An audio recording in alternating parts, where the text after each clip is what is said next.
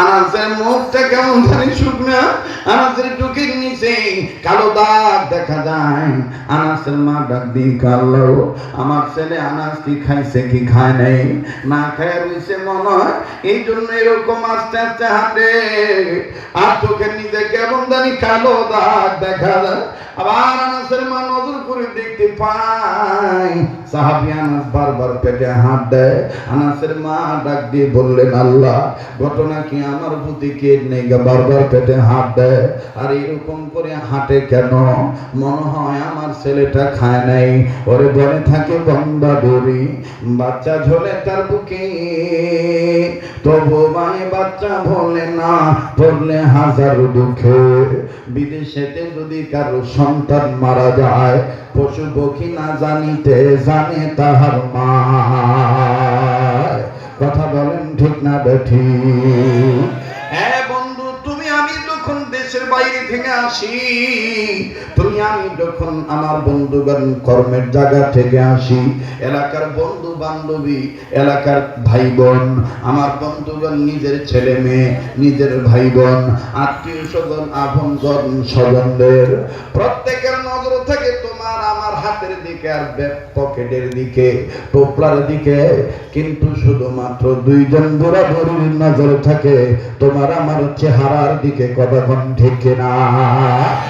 মা বাবার চিন্তা হলো আমার পোলা খাইছেনি, আমার ছেলে খাইছেনি, আমার পুতির চেহারাটা এরকম শুকনা দেখা যায় কেন?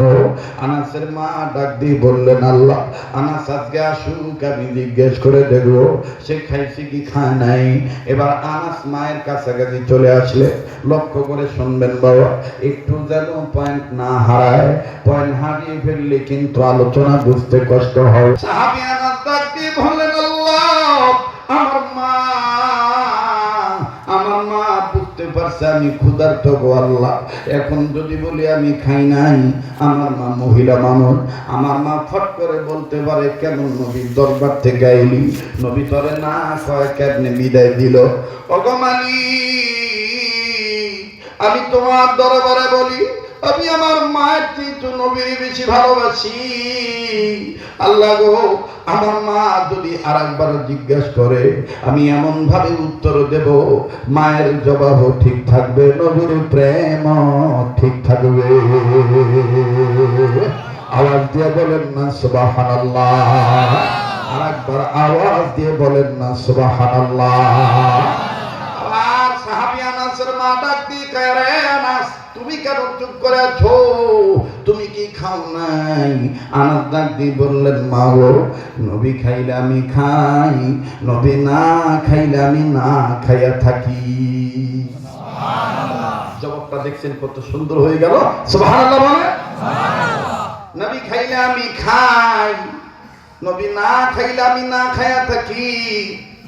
আনাসের মা ডাক দিয়ে কয়, বাবা বুঝতে পারছি, নবী খায় না এই জন্য তোর পেটে খাওন নাই, ভালো কথা বাবা, কিন্তু তুই মাঝে মধ্যে যে বারবার পেটে হাত দেস, এইটা তো বুঝাইলো না।